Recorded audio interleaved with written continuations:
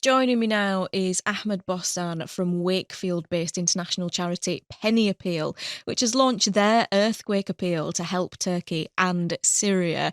Welcome to the show, Ahmad. Good morning, Rima. Great to be with you. Thank you so much for being here, especially at a time when there are people that are watching the news and quite horrified by some of the images that are coming through. It's a really awful time for people in Turkey and Syria right now. Tell us what you're up to at PennyAppeal.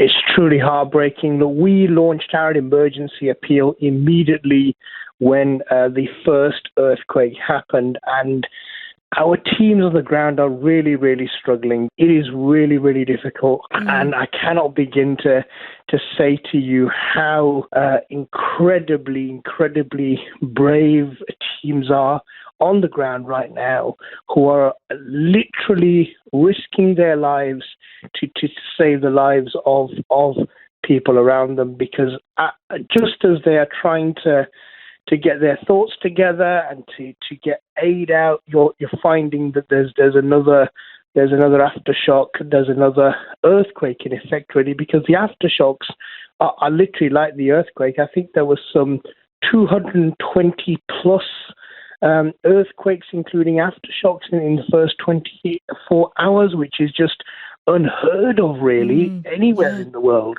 Yeah, it's really hard to wrap your head around the scale of the devastation as well. Like some of the pictures coming through, it just seems like entire towns have been flattened out there, and those poor people really needing the help. I know that there's issues at the moment, Ahmed, as well, with the fact that it's really cold because it's the dead of winter out there. In some parts of Syria and Turkey, the roads are absolutely decimated, so it's really hard for aid to get in. What are you hearing from out there at the moment?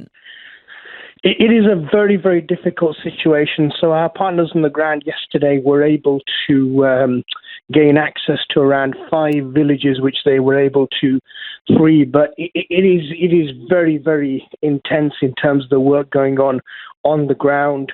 People are literally still being rescued from the rubble. As you mentioned, there's been a number of snowstorms overnight, which have made it incredibly difficult to actually move forward and progress. And it's a very, very dangerous situation, quite frankly, because you just don't know what's going to happen next or what's going to come next. And really, we're expecting this particular phase of our response, which is around just the essentials, really, like food, medical supplies.